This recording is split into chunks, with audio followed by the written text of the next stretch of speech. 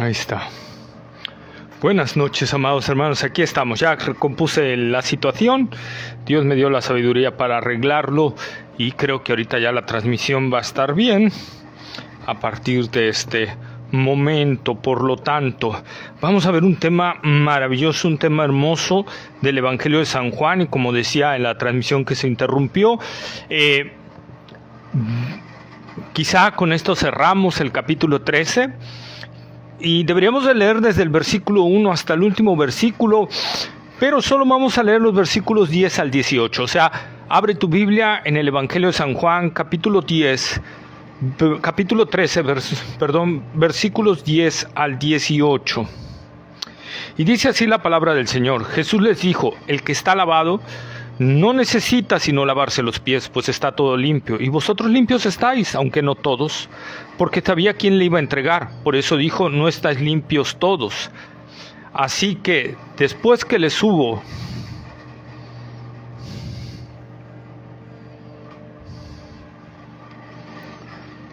hay una oposición. Así que después que les hubo lavado los pies, tomó su manto, volvió a la mesa y les dijo: ¿sabéis lo que os he hecho? Vosotros me llamáis maestro y señor, y decís bien, porque lo soy.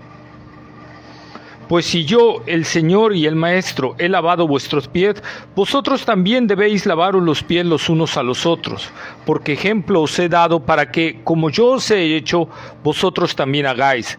De cierto os digo, el siervo no es mayor que su Señor, ni el enviado es mayor que el que le envió. Si sabéis estas cosas, bienaventurados seréis si las hiciereis. No hablo de todos vosotros, yo sé a quienes he elegido, mas para que te cumpla la Escritura, el que come pan conmigo, levantó contra mí su calcañar. Desde ahora los digo antes que suceda, para que cuando suceda creáis que yo soy. De cierto, hasta ahí. Es hermoso la enseñanza. Aquí vamos a poner el siguiente detalle que dice el tema: elección, salvación, santificación. Nosotros en este capítulo 13, a diferencia de lo que hemos visto, vamos a encontrar estos tres temas, pero vamos a hacer una oración. Amado Padre, Señor, en el nombre de Jesús, Señor, tú dirígenos en este día. Padre, dame la sabiduría y la gracia para dar este estudio, Señor, y a mis hermanos oyentes la sabiduría y la gracia para entenderlo y aplicarlo a su vida, Señor. Padre, pedimos tu bendición, obra en nosotros, Señor, para que este tema sea de grande bendición, Señor, y transforme nuestras vidas y nuestros corazones. En el nombre de Jesús. Amén. Amén. Entonces estos tres temas son maravillosos y se encuentra aquí. Judas acompañó a Jesús en su ministerio, ¿verdad? Nosotros sabemos que el Señor escogió a los 12, de entre ellos estaba Judas, quien lo iba a traicionar, lo iba a entregar, ¿verdad? Pero Judas acompañó al Señor e hizo amistad con él, ¿verdad? Y con los otros discípulos, a tal grado que a los ojos humanos no percibieron que Judas no era uno de ellos. Al simple ojo humano es imposible detectar quién en verdad es un hermano en Cristo y quién es un falso cristiano. Los discípulos, aun cuando Jesús dijo el que yo le dé a comer del bocado, ¿verdad? Ese va a ser el que me va a entregar, y se lo dio a Judas, y lo vieron los discípulos y no entendieron la cuestión bien, ¿verdad? Porque Judas parecía uno de ellos, se movía como uno de ellos, incluso fue mandado cuando el Señor envió de 2 en 2, ¿verdad? Él fue enviado también, y también hizo milagros, y también hizo sanidades. Imagínense esto, dice que todos los discípulos vinieron asombrados de las cosas que decían y dijeron: Señor, los demonios se nos sujetan, sanamos los enfermos y todo. Y el Señor les dijo: no se gocen de eso, gócense de que su libro está escrito en el libro de la vida, ¿verdad? Eso debe ser la parte importante. Mucha gente se guía porque alguien es siervo de Dios o es cristiano porque hace señales, milagros y prodigios. No es cierto, eso no es cierto, porque Judas los hizo. Inclusive el falso profeta va a hacer esos señales y milagros y prodigios. La bestia va a hacer esos falsos señales y prodigios. Inclusive los falsos maestros van a hacer señales y prodigios. Inclusive en el Antiguo Testamento los hechiceros, los brujos de Egipto también hicieron milagros. Entonces no es una señal de que las señales, los milagros, los prodigios o que cualquier otra manifestación de que en realidad Dios está allí. Judas, repito, lo hizo y Judas no era del Señor, ¿sí? La enseñanza nos muestra esto. En Mateo nosotros encontramos que Jesús, ¿verdad?, enseñó esto en Mateo 13, 24 al 30. Vamos a leerlo. Mateo 13. Mateo capítulo 13, versículos 24 al 30. Les refirió otra palabra diciendo: el reino de los cielos es semejante a un hombre que sembró buena semilla en su campo, pero mientras dormían los hombres, vino su enemigo y sembró cizaña entre el trigo y se fue. Cuando salió la hierba y dio fruto, entonces apareció también la cizaña. Vinieron entonces los siervos del padre de familia y le dijeron: Señor, ¿no sembraste buena semilla en tu campo? ¿De dónde pues tienes cizaña? Él les dijo: un enemigo ha hecho esto. Y los siervos les dijeron: ¿quieres pues que vayamos y la arranquemos? Él les dijo: no sea que al arrancar la cizaña arranquéis también con ella el trigo. Dejad crecer juntamente lo uno y lo otro hasta la siega.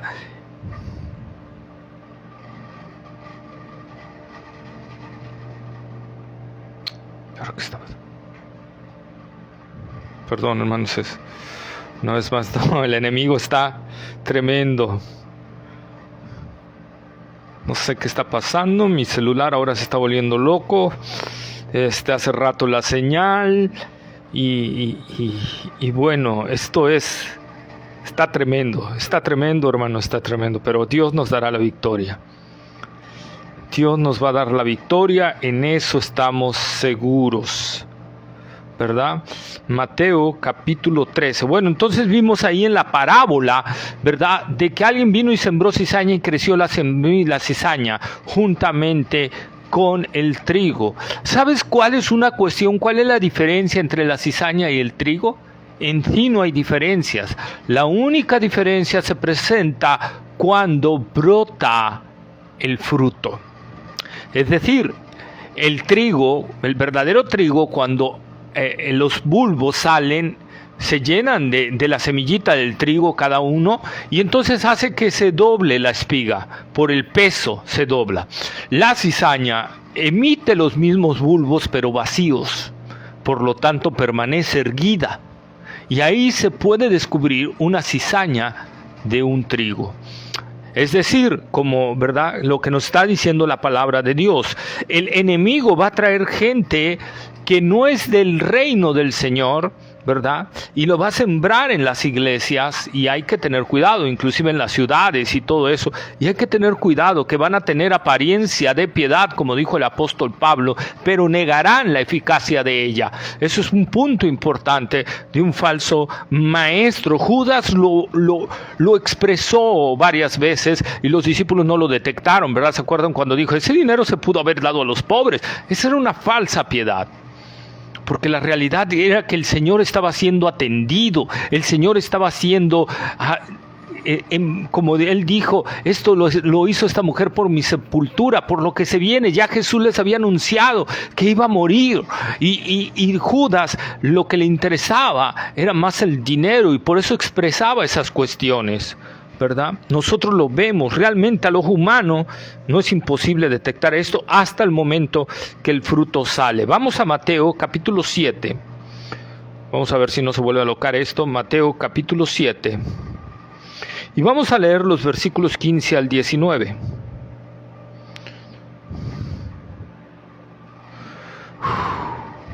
Ya empezamos otra vez. Versículos 15 al 19.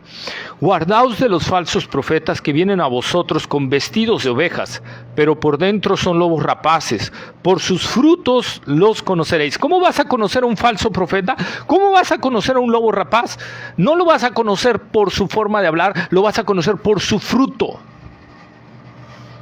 ¿Acaso se recogen uvas de los espinos o higos de los abrojos? Así todo buen árbol da buenos frutos, pero el árbol malo da frutos malos. No puede el buen árbol dar malos frutos, ni el árbol malo dar frutos buenos. Todo árbol que no da buen fruto es cortado y echado al fuego. Versículo 20. Así que por sus frutos los conoceréis. El Señor nos está mandando a juzgar a los falsos profetas, a juzgar la vida de alguien, si está dando fruto en realidad, si no está dando fruto, qué fruto es el que, o si no está dando fruto, o qué fruto es el que está dando. Eso va a determinar si es un cristiano o no es un cristiano, si es un falso maestro o no es un falso maestro o un falso profeta, ¿verdad? ¿Cuántos hay que se dicen profetas de Dios y son unos mentirosos en primer lugar? Porque la misma Escritura dice que ya no hay profetas, ¿sí? Que ya no hay profetas. Por ahí subí un video donde hablaba de T.B. Joshua, habrá un falso profeta que murió hace un poco de tiempo. En realidad fue un falso profeta, no un verdadero profeta. Un profeta se le distingue por darle la gloria a Dios en todo, por hablar verdad, por hablar la palabra de Dios. Hoy en día, en realidad, un profeta es aquel que explica y traza bien la palabra del Señor. ¿Ok? Entonces nosotros vemos que esta enseñanza es parte, inclusive de Mateo 7, es parte del Sermón del Monte. Recordemos que desde el capítulo 5 hasta el capítulo 8, nosotros encontramos el Sermón del Monte, que es la vida cristiana. Es muy importante. Entonces, cuando nosotros encontramos aquí, recuerden, bienaventurados, ¿verdad? Los pobres en espíritu, porque de ellos es el reino de Dios. Bienaventurados los que lloran, porque ellos serán consolados. Eso, en una enseñanza podemos darlo, nos llevaríamos algo de tiempo, pero es el fruto de un verdadero cristiano. Un verdadero cristiano es pobre de espíritu. ¿Por qué? Porque siente su necesidad, siente su pecado y su necesidad de Cristo. Eso es la verdad de un verdadero cristiano. El cristiano que no está sintiendo su necesidad de Cristo, no, por lo tanto no es pobre en espíritu, se siente orgulloso y no da fruto. Entonces es parte de lo que nosotros tenemos que ver, ¿sí? En Juan 13:18, en el versículo que vimos, vamos a leerlo, Juan 13:18, por favor. Evangelio de San Juan, capítulo 13, versículo 18. Me está destanteando un poquito todos estos conflictos que está viendo, pero bueno. No hablo a todos vosotros, yo sé a quién es elegido, mas para que se cumpla la Escritura, el que come pan conmigo levantó contra mí su calcañar. No hablo de todos vosotros. ¿En qué sentido? ¿Sí? Cuando Jesús les dijo, si sabéis estas cosas, en el versículo 17, bienaventurados seréis si las hiciereis, pero no hablo de todos, yo sé a quién es escogido. Esta aquí es una parte importante, hermanos. La verdad que para tú ser un verdadero cristiano, para tú ser en verdad un seguidor de Cristo, para tú ser una oveja de Cristo, Él te tiene que elegir. Él te tiene que elegir. Sé que es una doctrina que causa mucho conflicto a nuestro orgullo, a nuestro corazón orgulloso, a nuestro corazón vanidoso, ¿verdad? Causa mucho orgullo, pero la realidad es que hemos sido elegidos. Jesús lo está explicando aquí. No hablo de todos vosotros. Yo sé a quiénes he elegido. ¿Sí? Yo sé a quiénes he elegido. El Señor también lo refirió en Juan 15:16. Vamos ahí, por favor, a Juan, capítulo 15, versículo 16. Por favor, búscalo en tu Biblia porque es muy importante para que vayas viendo que te voy diciendo la verdad. Y el celular se me está trabando como nunca lo ha hecho.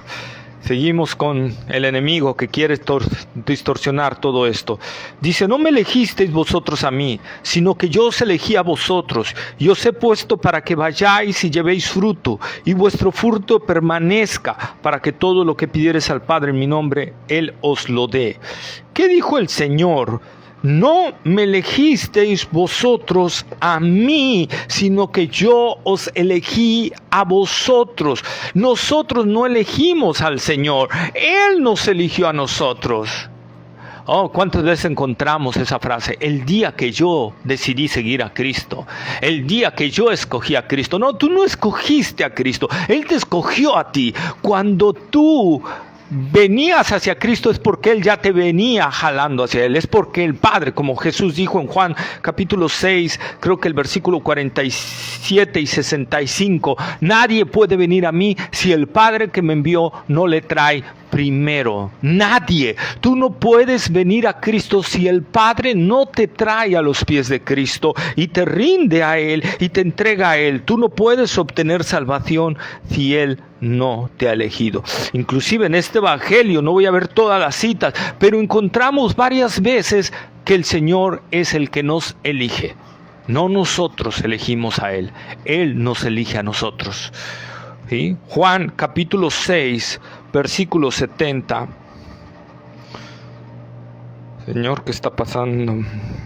Juan 6, 70.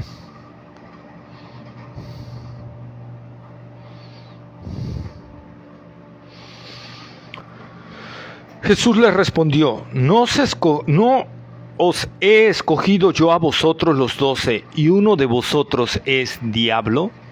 Fíjate en lo que dice el Señor. No he escogido yo a los 12, y uno de vosotros es diablo. El Señor sabía a quienes había escogido. Inclusive Judas fue escogido, pero porque había un fin detrás de todo eso. Claro, Judas es el consumador de su propia traición, del propio pecado, pero el Señor lo escogió para que estuviera con ellos y para que fuera el instrumento de entrega. Pero Él escogió a los 12, Él lo dice, miren, Juan capítulo 10, versículo 9. Yo soy la puerta, el que por mí entrare, es versículo 29, es 29. Lo bueno es que me lo sé, ahí por error borré el 2, pero es versículo 29. Bueno, desde el 27, fíjate, para que entendamos, mis ovejas oyen mi voz y yo las conozco y me siguen, y yo les doy vida eterna, y no perecerán jamás, ni nadie las arrebatará de mi mano. Mi Padre que me las dio. ¿Quién le dio esas ovejas a Jesús? El Padre. Tú fuiste escogido una vez más, ¿verdad? Aquí vemos el Señor lo escogió. ¿Y cómo eso? El contexto me lo dice. A los judíos que no creyeron en Jesús, Jesús les dice, pero vosotros, en el versículo 26, pero vosotros no creéis porque no sois de mis ovejas, como os he dicho. Hermano, para el verdadero cristiano es gracias, Señor, porque si tú no me hubieras elegido, yo nunca te hubiera seguido. Yo nunca te hubiera seguido. Juan capítulo 17, digo, no voy a ver todas las citas, pero solo para que vean cuántas veces, varias veces este evangelio nos narra esto y nos dice, como le has dado potestad sobre toda carne, refiriéndose a Él, para que dé vida eterna a todos los que le diste. A todos los que le diste. Ahí está una vez más la elección. Jesús les dijo, estáis limpios, aunque no todos. El Señor sabía que Judas, porque Dios es el que sabe la realidad del corazón, y Judas también sabía su realidad. La realidad es que el Señor sabe lo que hay en tu corazón, como hoy vimos en la iglesia, ¿verdad? El pastor decía eso, que Dios escudriña la verdad de nuestro corazón. Entonces ahí está, esos ojos de fuego que están examinando lo que hay en mi corazón, y el Señor sabe precisamente las intenciones de tu corazón, lo que estás haciendo en realidad. ¿Por qué lo estás haciendo? Tú no lo puedes ocultar delante de Dios. Puedes ocultarlo delante de tus líderes, puedes ocultarlo delante de tu iglesia, puedes ocultarlo delante de tu familia, ¿verdad? Pero delante de Dios no. En otro día me gustan mucho las series de casos criminales, de investigación y todo eso. Y cuántas veces no ha habido asesinos seriales que ante su familia eran algo ejemplar, ante sus vecinos eran el esposo y el padre ideal, pero eran monstruos realmente matando gente. ¿Sí?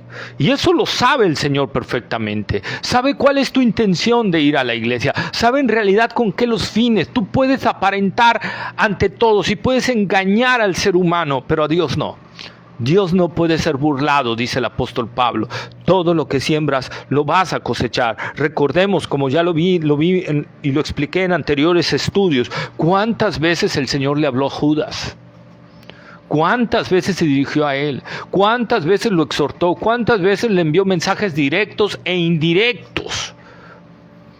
Y Judas no hizo caso, porque Judas era un avaricioso. Judas codiciaba el dinero. Judas lo que quería era seguir robando del dinero y no cuidó y no se arrepintió de eso. Y cuando tú no te arrepientes de un pecado y estás continuamente en ese pecado, tu corazón se va a ir endureciendo más y más, como ya lo expliqué, ¿verdad? ¿Cómo llegas a la apostasía? ¿Cómo vas hacia la apostasía? Es precisamente eso. Cuando viene un pecado y Dios te habla acerca de ese pecado y tú no haces caso, y Dios te vuelve a hablar, tú no haces caso, y vas endureciendo tu corazón y vas cometiendo otros pecados, y Dios te va hablando y te va hablando y sigues endureciendo hasta que llegas a una apostasía tremenda, a tal grado que Satanás puede tomar posesión de ti, no como demonios en los cristianos, algunas doctrinas que salen ahí, sino en el sentido de que tu corazón se va a endurecer tanto que hasta vas a blasfemar, podrías llegar a blasfemar de Cristo, ¿verdad? Podrías llegar a eso. El Señor ha escogido, pero fíjate, los escogidos de Dios, Él los guarda y los preserva. Inclusive a Pedro, nosotros también ya vimos, Pedro negó 3 veces al Señor, inclusive en la última hasta maldijo, ¿verdad? Lanzó maldiciones y todo, Pedro, con tal de quitarse ese detalle.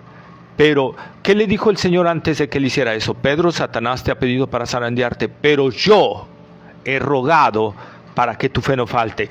¿De quién dependió que Pedro regresara? De Jesús.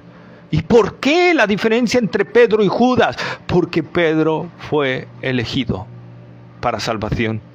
Judas no, aunque nos duela. Aunque nos duela, es una realidad. Aunque Judas es culpable de su propio pecado, al igual que Pedro. Pero la diferencia es ahí. Nosotros lo podemos ver con Saúl y David. El pecado de Saúl por el cual Dios lo desechó, ¿acaso no era peor el pecado de David?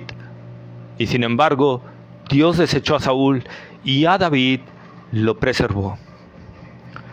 Nosotros tenemos que ver todo esto. A David le mandó al profeta para que se arrepintiera después de su pecado. ¿Sí? Y David se arrepintió porque el Señor le concedió el arrepentimiento. Saúl no se arrepintió a pesar de que Samuel fue y lo confrontó. No se arrepintió. Sintió remordimiento, pero no se arrepintió, y eso fue endureciendo su corazón. ¿Sí? Entonces vemos que esto es bajo elección de nuestro Señor Jesucristo. Vamos a Juan capítulo 15, versículo 16. Que ya lo leí, pero otra vez vamos a leerlo. No me elegisteis vosotros a mí, sino que yo os elegí a vosotros, y os he puesto para que vayáis y llevéis fruto, y vuestro fruto permanezca, para que todo lo que pidiereis al Padre en mi nombre, Él os lo dé. Jesús quita toda elección de nosotros. Como dice Pablo, ¿dónde queda la jactancia? Queda anulada, dice Pablo. No hay forma en que nos podamos jactar. Bueno, es que sí, Cristo me buscó, pero yo fui el que decidí seguir a Cristo. No, hermano. No queda la jactancia anulada. Es cierto que nosotros creímos, es cierto, pero Dios obró en nosotros y nos dio una regeneración para que nosotros pudiéramos arrepentirnos, y puso en nosotros el deseo intenso de arrepentirnos. Esa es la verdad. La elección la encontramos, como repito varias veces en este evangelio.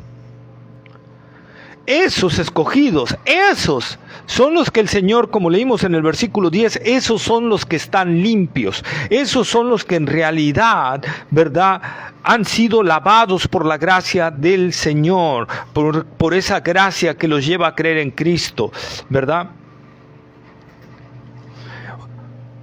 Ellos no han sido escogidos por ser buenas gentes. Ellos no han sido escogidos por ser cierto tipo de pecadores. Ellos han sido escogidos por gracia. por gracia, como dice Pablo, ¿verdad? Y la gracia excluye toda obra de nosotros, ¿sí? Ellos no están limpios por su propia bondad, ellos están limpios porque el Señor los escogió y los llevó a un arrepentimiento y los llevó a creer en Él, ¿sí?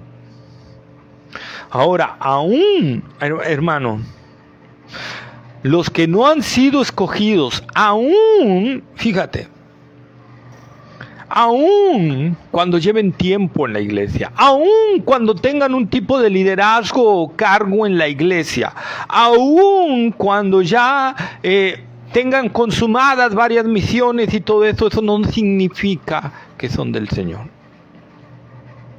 La realidad, cada uno tiene que examinar su corazón y ver si en realidad somos de Cristo. No engañarnos a nosotros mismos. Dios, como ya dije, Dios no puede ser burlado. Judas fue uno de los 12 y sin embargo no era escogido. Él era en realidad un instrumento de iniquidad. Ahora, esto de la elección es una de las bases sólidas para la seguridad de la salvación. Para la seguridad de la salvación. Juan 17, versículo 12.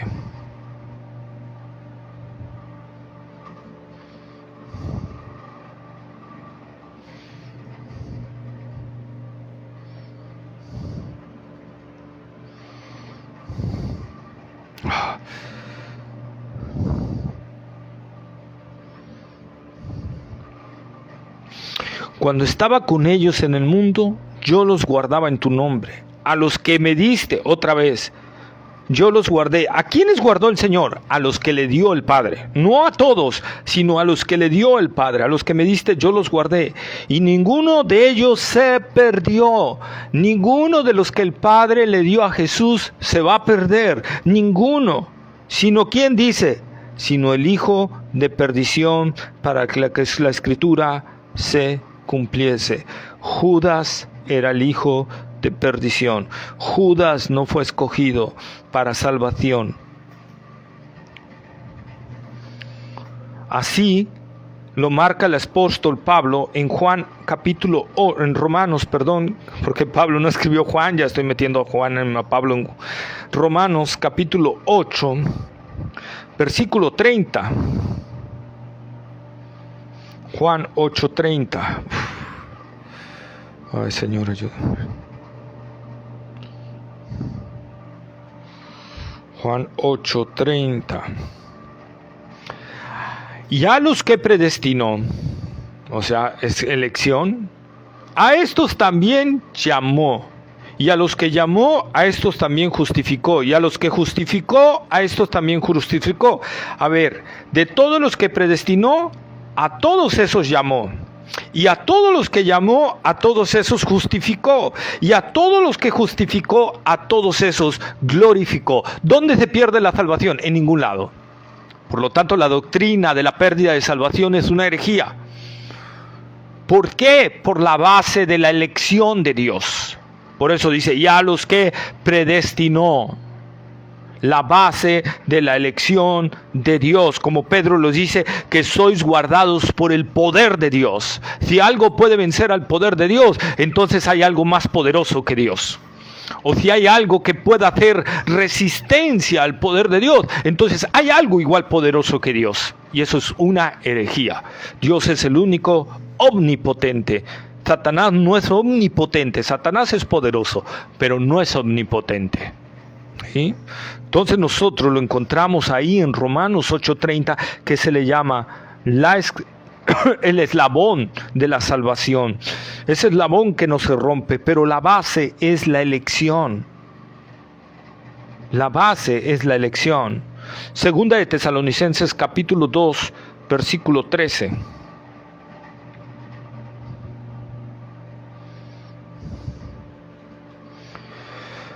Pero nosotros debemos dar siempre gracias a Dios respecto a vosotros, hermanos amados por el Señor, de que Dios os haya escogido ¿desde cuándo? Desde el principio para salvación, mediante la santificación por el Espíritu y la fe en la verdad. Que Dios os haya escogido desde el principio. ¿Cuál principio? Desde antes de la fundación del mundo. Génesis 1:1, en el principio creó Dios, en el principio, desde el principio para salvación, mediante la santificación por el Espíritu y la fe en la verdad, a lo cual os llamó mediante nuestro evangelio. ¿Te acuerdas Romanos 8:30? A los que predestinó, a estos también llamó. Dios os ha escogido y os llamó para alcanzar esta salvación hermosa. Así que, hermanos, estad firmes y retened la doctrina que habéis aprendido. ¿Sí? Inclusive el apóstol Pablo dice que se desgastaba por amor de los escogidos para que ellos también alcancen la salvación que es en Cristo Jesús. Segunda de Timoteo, capítulo 2, versículo 10.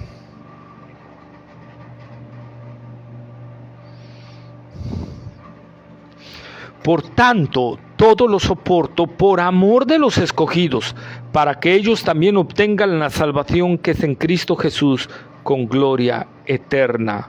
Palabra fiel es esta: si somos muertos con Él, también viviremos con Él. Si sufrimos, también reinaremos con Él. Si le negáremos, Él también nos negará. Si fuéramos infieles, Él permanece fiel. Él no puede negarse a sí mismo, un obrero aprobado. Fíjate lo que Pablo está diciendo. Me desgasto por amor a los escogidos para que ellos también obtengan la salvación que es en Cristo Jesús con gloria eterna. ¿Por qué Pablo iba a lugares tan inhóspitos, tan renuentes al evangelio y predicaba ahí, a pesar a veces que lo apedreaban? En Corinto lo apedrearon, salió, volvió a llegar a evangelizar, insistía Pablo, ¿verdad?, para predicar el evangelio. ¿Por qué? Porque Pablo sabía que en todo lugar el Señor tiene escogidos para salvación, porque Apocalipsis dice que allá arriba le van a durar de toda lengua, tribu, nación, etnia, de todos. No hay un lugar donde Dios no tenga escogidos. Por eso la necesidad de que nosotros prediquemos el evangelio, ¿verdad? Pero vuelvo al punto, o sea, el Señor dice: ustedes están limpios, aunque no todos. ¿Quién no? Judas. ¿Por qué? Porque no era de él. Porque no era de él.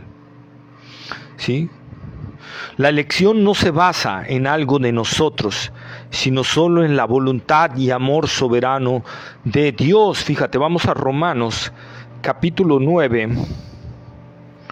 Romanos capítulo 9, versículos 11 y 13.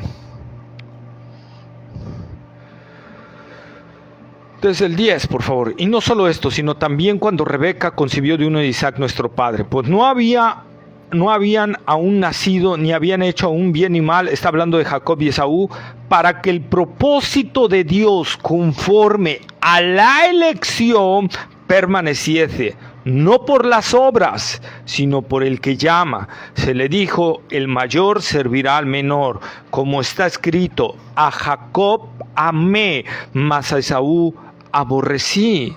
O sea, Dios estaba diciendo: yo escogí a Jacob y lo amé, ¿verdad? Y a Esaú lo deseché. Dios escogió a Israel, no escogió a Esaú. Ambos eran hijos de Isaac. Isaac era el hijo de la promesa. Ambos eran hijos de la promesa, pero Dios escogió a Jacob y a Esaú no. Y dice: no por obras, sino por el que llama. Y Pablo se adelanta a una posible pregunta: ¿qué pues diremos? ¿Que hay injusticia en Dios? En ninguna manera.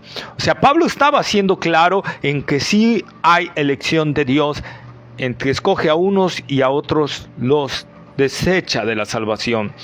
Pues a Moisés dice: tendré misericordia del que yo tenga misericordia, y me compadeceré del que yo me compadezca. Así que no depende del que quiere ni del que corre, sino de Dios que tiene misericordia. O sea, no es de tu voluntad, no es de tu esfuerzo, es de Dios.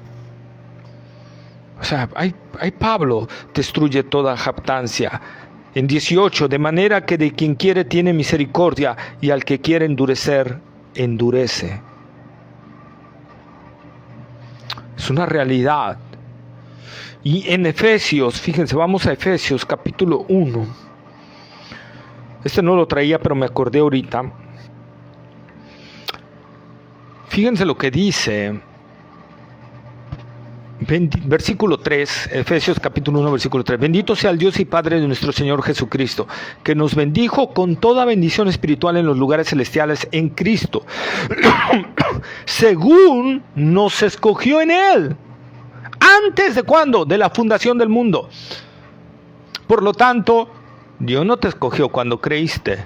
Dios te escogió desde antes de la fundación del mundo, para que fuésemos santos y sin mancha delante de Él, en amor, habiéndonos predestinados para ser hijos suyos por medio de Jesucristo, según el puro afecto de su voluntad, para alabanza de la gloria de su gracia, con la cual nos hizo aceptos en el amado. Excluye otra vez toda cuestión, porque por ahí algunos dicen, Dios nos escogió porque sabía que íbamos a creer. Pablo está diciendo, según el puro afecto de su voluntad. Si Dios sabía si Dios nos escogió porque sabía que íbamos a creer, entonces ya no es según el puro afecto de su voluntad. Pablo debió haber dicho aquí, y sería entonces Pablo mentiroso y el Espíritu Santo no lo estaría inspirando. Tendría que decir, según él conoció que íbamos a creer. Pero no, dice, según el puro afecto de su voluntad. ¿Para qué? Para alabanza de la gloria de su gracia, con la cual nos hizo aceptos en el amado. Entonces el Señor le está diciendo, entonces ya limpios por la palabra de Dios que trajo arrepentimiento, porque Pablo dice, ¿verdad?, que la fe viene por el oír y el oír por la palabra de Dios. Por eso dice Pablo también en Corintios que Dios agradó salvar a los hombres por la locura de la predicación. Dios te escogió, pero ¿cómo te va a llamar? A través de la locura de la predicación, a través de la locura del evangelio, a través de eso que a los hombres dicen, eso es ridículo lo que están haciendo. A través de eso es que Dios llama a sus escogidos y los trae al arrepentimiento y los trae a la fe en Cristo Jesús, ¿verdad? Esa es la base de la elección. Pero ahora nosotros tenemos que caminar en base a lo que el Señor ya hizo por nosotros, en base a lo que somos, nuestra santificación posicional. A través de Cristo nosotros estamos en una relación perfecta delante de Dios. Si tú en verdad has creído en el Señor Jesucristo,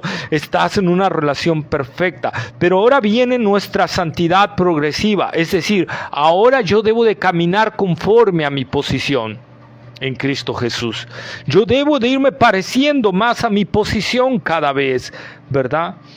Y ese caminar es en base a lo que ya soy, ¿sí? Eso es lo que se le llama santificación progresiva, que es el único proceso en la salvación en el cual nosotros somos copartícipes en cierta forma, en diminuta forma, en este proceso.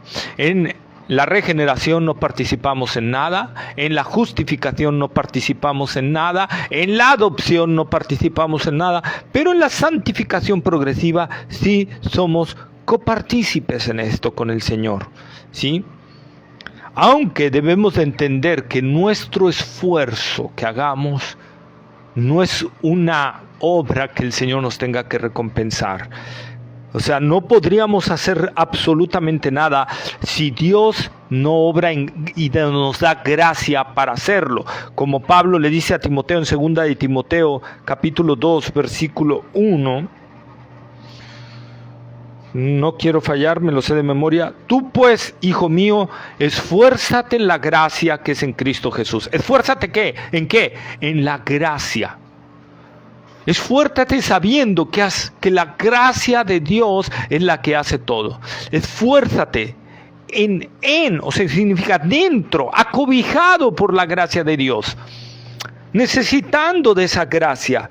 Romanos 9:16. Vamos a Romanos capítulo 9, versículo 16.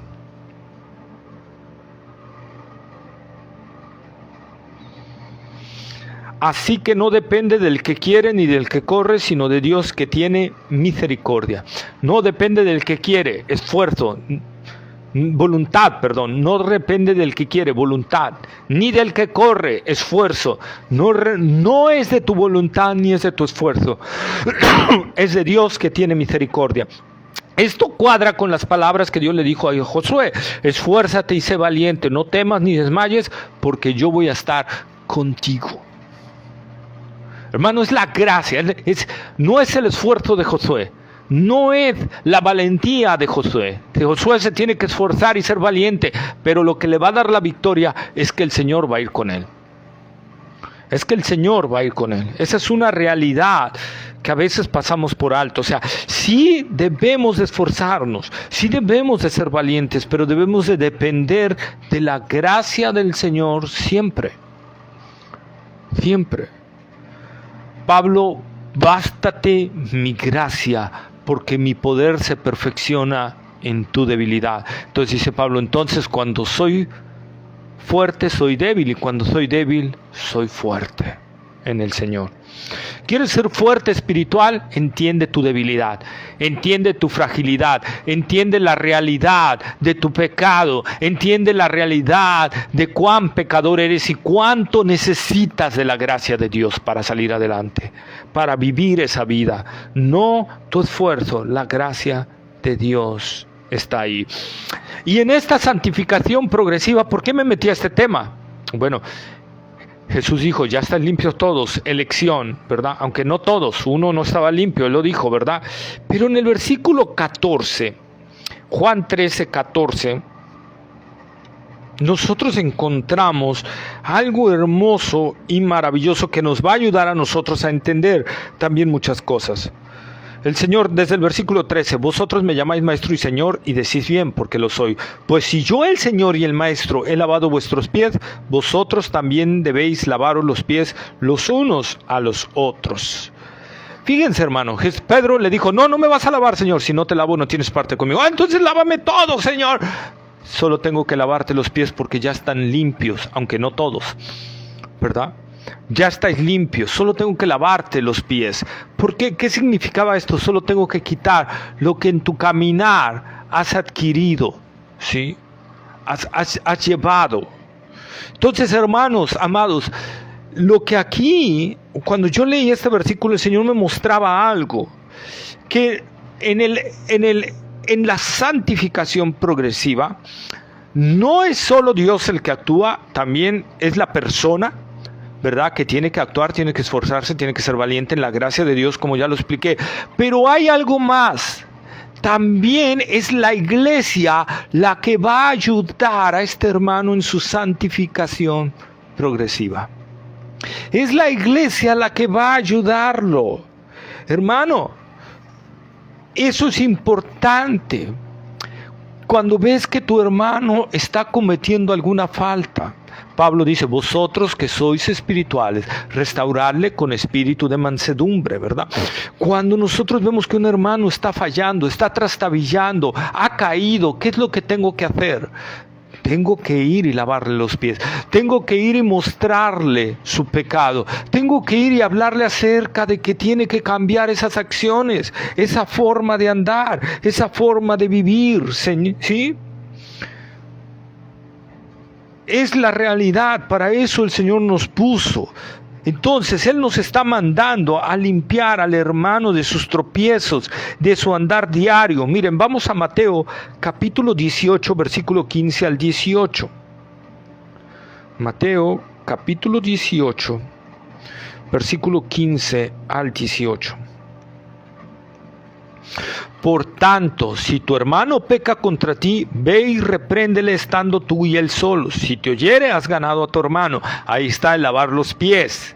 Mas si no te oyere, toma contigo a otro, o sea, a uno o dos hermanos, para que en boca de 2 o 3 testigos conste tu palabra. Ahí está, tratar de lavarle los pies, ¿verdad? Si se deja al hermano, ¿sí? Si no los oyere a ellos, dilo a la iglesia. Y con la iglesia vamos a tratar de lavarle los pies en el sentido de hablarle de su pecado, de que tiene que dejar eso, de tratar de restaurarlo. Y si no oyere a la iglesia, tenlo por gentil y publicano, es decir, tenlo por una persona que no es cristiana, que aunque se diga que es de Cristo, no lo es. Esa es la realidad que está mostrando la palabra del Señor. El apóstol Pablo lo enseñó también, él aprendió del Señor, ¿verdad? El Señor le enseñó de manera particular a Pablo en Gálatas capítulo 6 versículos 1 y 2. Hermanos, si alguno fuere sorprendido en alguna falta, como ya lo dije, vosotros que sois espirituales, restauradle con espíritu de mansedumbre, considerándote a ti mismo, no sea que tú también seas tentado, sobrellevar los unos las cargas de los otros, y así, y cumplid así la ley de Cristo. Esa es la realidad. El Señor está, vieron que yo les lavé los pies, así tienen que hacerse los unos a los otros. Es decir, cuando el Señor dijo, ya estáis limpio, Él habló de la regeneración, pero hay que lavarse los pies, y yo les lavé los pies a ustedes. Eso habla de la santificación progresiva.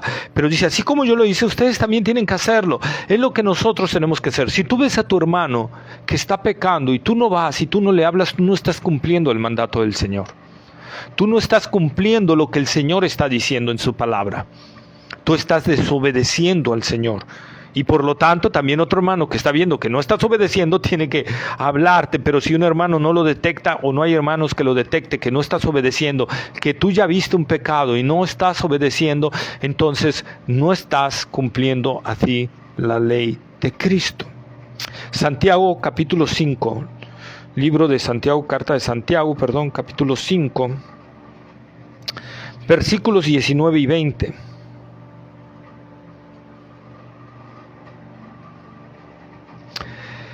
Hermanos, si alguno entre vosotros se ha extraviado de la verdad y alguno le hace volver, sepa que el que haga volver al pecador del error de su camino, salvará de muerte un alma y cubrirá multitud de pecados. Fíjate como Santiago, el medio hermano de Jesús, ¿verdad? Hijo de María, medio hermano de Jesús. Hermanos, si alguno entre vosotros se ha extraviado de la verdad y alguno le hace volver, ahí está. Santiago está hablando de lavar los pies al hermano. Se extravió de la verdad, sigue siendo un hermano, pero está extraviado de la verdad. Hay algunos, que dicen, no, yo no me voy a meter en conflicto. Si un hermano anda en doctrinas erróneas, yo no me voy a meter en conflicto, yo no le voy a hablar que está mal, yo no le voy a decir eso. Entonces, tú estás desobedeciendo a Cristo, porque Él dijo que tenemos que lavarnos los pies los unos a los otros. No está hablando de un hecho de que litúrgicamente tenemos que estarnos lavando los pies cada 8 días o que no se trata de eso, se trata de la santificación progresiva. Y yo como hermano tengo una responsabilidad de ayudar al otro hermano en su santificación progresiva, y tú como hermano tienes una responsabilidad conmigo de ayudarme en mi santificación progresiva. Así nos ayudamos los unos a los otros. No solo el Señor Jesús, no solo Pablo, Santiago, Judas, más la epístola de Judas. Nosotros vemos esa parte de la santificación progresiva. Inclusive nosotros encontramos en Gálatas capítulo 2, ¿verdad?, que Pablo tuvo que corregir a Pedro. Pablo tuvo que lavarle los pies a Pedro cuando Pedro actuó hipócritamente mal, y Pablo tuvo que reprenderlo delante de todos. Ay, Pablo le estaba lavando los pies a Pedro, ¿sí? Porque, hermano, ¿qué es mejor? ¿Dejar que ese hermano navegue en su error, o ayudarlo a salir de su error? Confrontando su error, hablándole de su error. Miren cuántas personas no se les ha confrontado de su error, se han enojado al momento, te han dejado de hablar, pero ya después reaccionan y te dan las gracias por haberlos ayudado a salir de su error. Ese es un deber de cada cristiano. No puedes cerrarte los ojos y decir, yo no voy a ver lo que está haciendo el hermano, a mí no me interesa. Ese es uno de los errores e incongruencias del que dice que el cristiano no debe de juzgar. Si el cristiano no puede juzgar, no va a ayudar a su hermano a ser restaurado. No lo va a ayudar, porque para poder ayudar tienes que juzgarlo, tienes que decirle que está mal, tienes que hablarle y tienes que emitir un juicio y un veredicto. Estás mal.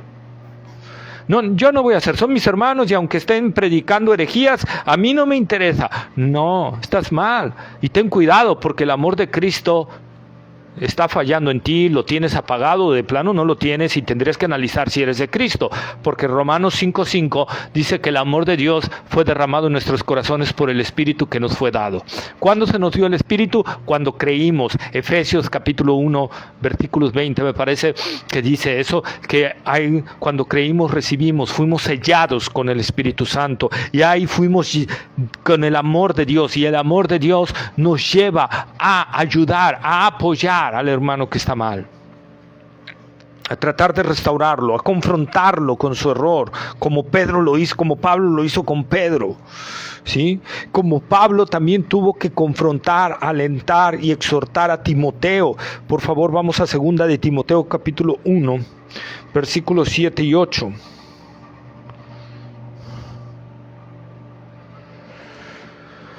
Porque no nos ha dado Dios espíritu de cobardía, sino de poder, de amor y de dominio propio. Por tanto, no te avergüences de dar testimonio de nuestro Señor, ni de mí preso suyo, sino participa de las aflicciones por el Evangelio según el poder de Dios. Al parecer, y lo que la mayoría de los teólogos coinciden, es que Timoteo tenía mucha oposición y estaba empezando a acobardarse, estaba empezando a no querer participar de las aflicciones del Evangelio, hermano, porque el Evangelio trae aflicciones, así como lo oyes. ¿Por qué? Porque confrontar a alguien con su error te puede ganar la desaprobación, la enemistad y hasta un golpe de esa persona. Hasta que te apuñale por la espalda, en el sentido no de que te meta un puñalazo, sino en el sentido de lo que hablamos en términos, ¿verdad?, ficticios, o sea, traición, muchos detalles, que hable mal de ti a tus espaldas y todo eso. Eso te puede causar llevar y cumplir el mandamiento de Cristo de lavarnos los pies los unos a los otros. Eso te puede llevar. Y parece que Timoteo estaba cayendo en eso. Por eso Pablo lo alienta, lo exhorta, le lava los pies, ¿verdad? El escritor de Hebreos, vamos a Hebreos capítulo 10, versículo 24 y 25.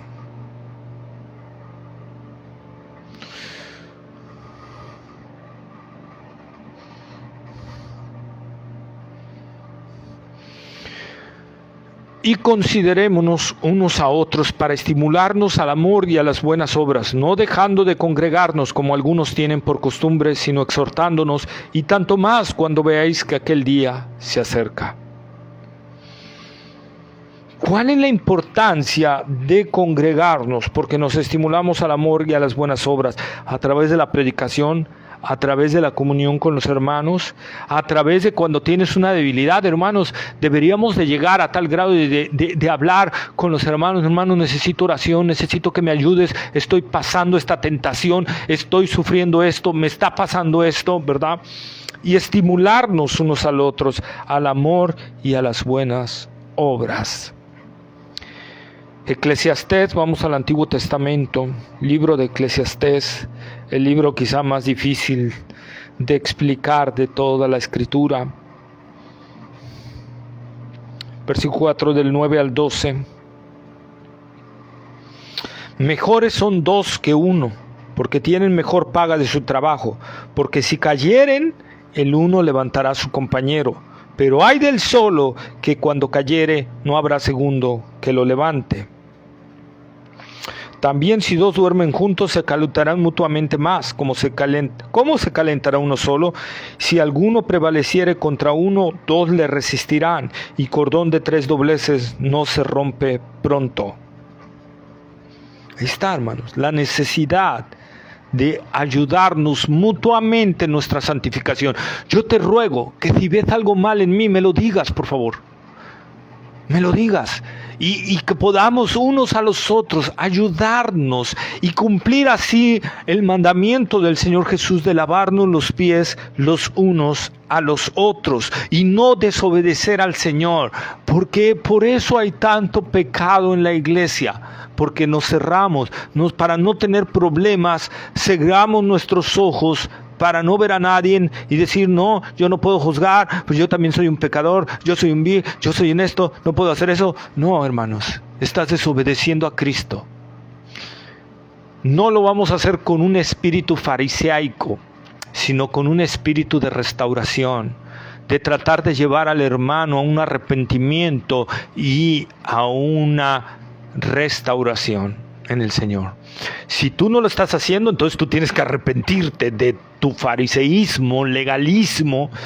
Pero si tú lo estás haciendo con ese fin, tú estás cumpliendo el mandamiento del Señor de lavar los pies a tu hermano que los tiene sucios, de humillarnos y de tomar un rol que no es fácil, que es muy criticado, que es muy mal visto, que es señalado. Pero repito, si no lo hacemos, estamos en desobediencia, y la desobediencia es pecado delante del Señor. El Señor nos dio un mandato de lavar los pies de mi hermano, y repito, no está diciendo algo físico, no está diciendo, a ver hermano, quítate el calzado y te voy a lavar los pies en una tinaja. Eso no está diciendo el Señor. Recuerda que dijo, ya estáis limpios todos. Estaba hablando de la regeneración. Solo tienen que lavarse los pies, solo tienen que arrepentirse de esos pecados que van cometiendo en su transitar en la vida. Y para eso necesitas la ayuda de tu hermano también.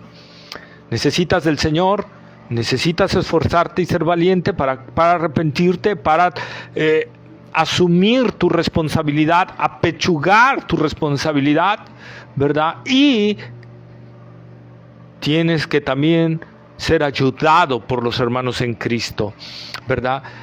Para ayudarnos en nuestro crecimiento en la santidad. Por eso es santidad progresiva. Uno solo no va a poder hacerlo. Por eso necesitamos la ayuda de otros hermanos. Por eso necesito tu ayuda, y por eso tú necesitas mi ayuda también. Hermanos, no hagamos oídos sordos a los pecados de nuestros hermanos. No hagamos ojos ciegos a los pecados de nuestros hermanos. Mucho menos al de nosotros, obviamente, ¿verdad? Pero no lo hagamos, porque entonces nosotros estamos pecando contra Cristo y contra el hermano. Así es. Contra Cristo, porque porque estás desobedeciendo su mandato de que tienes que ir y ayudar a ese hermano a arrepentirse y a restauración. Pero no solo eso, estás pecando contra tu hermano porque no lo estás amando. El pecado trae consecuencias graves si no nos arrepentimos. Y tú dices, yo, con tal de no juzgar, con tal de no ser criticado, con tal de no padecer, voy a hacer oídos sordos, desobedeces al Señor, pero estás dejando al hermano en disciplina del Señor, que le puede venir muy dura por causa tuya también. Y tú vas a ser culpable de eso también. No solo vas a ser culpable de la desobediencia a Cristo, vas a ser culpable del juicio contra tu hermano. Esa es la realidad, hermanos.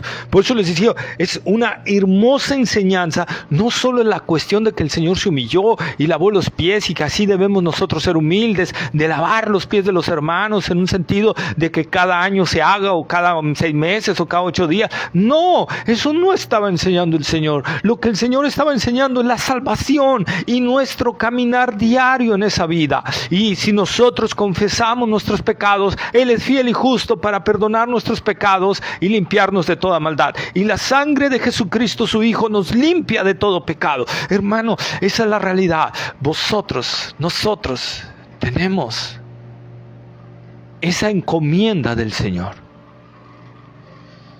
de ayudar a mi hermano a arrepentirse, a salir de su mal camino y a ser restaurado. Por lo tanto, si tú dices, a mí no me interesa, ya él, tú, repito, estás desobedeciendo al Señor, estás pecando contra el Señor y estás pecando contra tu hermano. Esa es la realidad. Hermanos, el verdadero amor busca el bienestar del prójimo.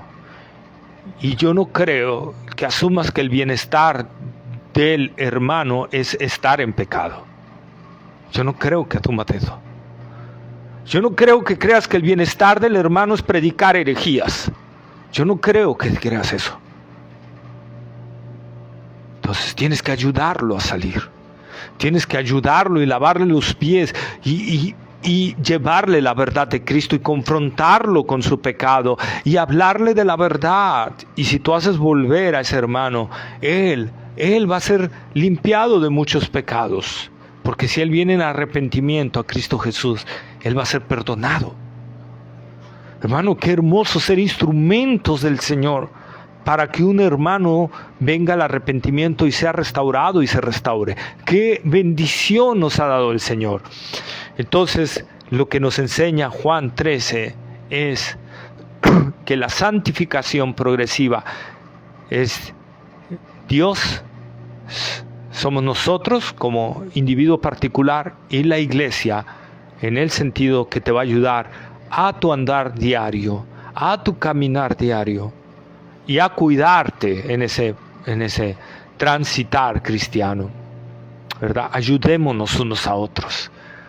Soportémonos unos a otros, alentémonos unos a otros. Vamos así, llevando y cumpliendo la ley de Cristo. Ama a tu hermano. Y si lo amas, lo vas a ayudar a salir de su error. Y si lo amas, lo vas a confrontar con su pecado. Y si lo amas, lo vas a confrontar con su herejía. Y si lo amas, vas a ver por el bien de él. Y el bien de él es que ande en el Señor. Que Dios nos ayude a cumplir esto. Que Dios nos ayude a cumplir y a humillarnos para clavar los pies de nuestros hermanos. A no ser orgullosos, a no querer no padecer, a ser cobardes, sino que nos lleve a ser valientes para el bien de nuestro hermano. Con la mira única de restaurar a nuestro hermano. De llevarlo a una verdadera comunión con el Señor. Que Dios bendiga su palabra y nos ayude. Vamos a orar.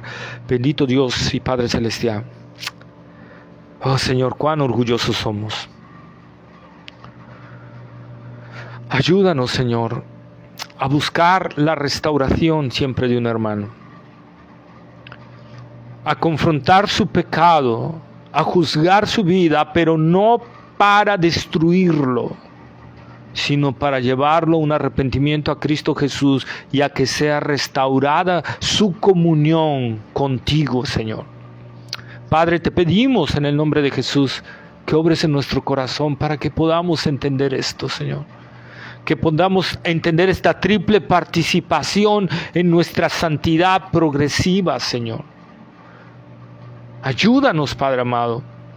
Ayúdanos, háblanos, ábrenos las Escrituras, que podamos entender esto, que podamos vivirlo, que podamos experimentarlo, que en la iglesia nos ayudemos unos a otros a caminar en el Señor, a apoyarnos al que cojea, a darle nuestro hombro para que empiece a caminar, a ayudar al que está tambaleándose, a levantarlo al que está caído, Señor. Ayúdanos en el nombre de Jesús. Que no seamos como los fariseos o como los sacerdotes que vieron a ese hombre tirado, golpeado y todo, y solo lo juzgaron pero no lo ayudaron. Que podamos ser en verdad como el samaritano, que aunque era enemigo, que aunque tengamos ciertas discrepancias con un hermano, que aunque hayamos tenido algún roce, Señor, siempre nuestra intención sea ayudarlo y ver por su restauración y pagar el precio de esa restauración. El samaritano pagó el precio de la sanidad de este judío que había sido golpeado, asaltado. Nosotros, Señor, que podamos pagar ese precio también. El precio quizá de recibir insultos, el precio quizá de ser mal visto en la iglesia, el precio quizá de ser burla y escarnio de otros, pero Señor, que no nos importe eso, que lo que nosotros realmente y nuestro fin sea la restauración de esa alma, Señor. Ayúdanos en el nombre de Jesús Y gracias por tu palabra que nos ha hablado, Señor. Pero yo no solo quiero que hables, Señor, yo quiero que me transformes, Señor, y que la pueda vivir, Señor. Y que cada uno de los que oyen este mensaje lo puedan vivir, Señor. Y lo necesitamos, solo tu poder y tu gracia puede hacerlo en nosotros, Señor. Perdónanos, porque muchas veces yo particularmente no lo he hecho en ese fin. Y te pido perdón y pido que perdones también a mis hermanos que no lo han hecho con ese fin. Y ayúdanos. Y cambia nuestro corazón, Señor, para que podamos ayudarnos unos a otros y estimularnos al amor y a las buenas obras, Señor. Te lo pedimos todo en el nombre de Cristo Jesús y dándote la gloria. Amén. Amén. Muchas gracias, hermanos. Si hay alguna duda con respecto al tema, por favor envíame un inbox por Messenger o envíame a mi WhatsApp si vives en cualquier parte de la República al 2299-288128, o si vives en otro país al más, símbolo de más, 52-12299-288128. No recuerdo si todavía lleva el 1 o ya lo quitaron, pero si no, es más 52-2299-288128 si vives en otro país, o ponle el 1, ¿verdad? Para probar ahí. Pero con todo gusto y en cuanto pueda te respondo. Muchas gracias, que el Señor Jesucristo y la gracia suya sea con todos aquellos que le aman en verdad.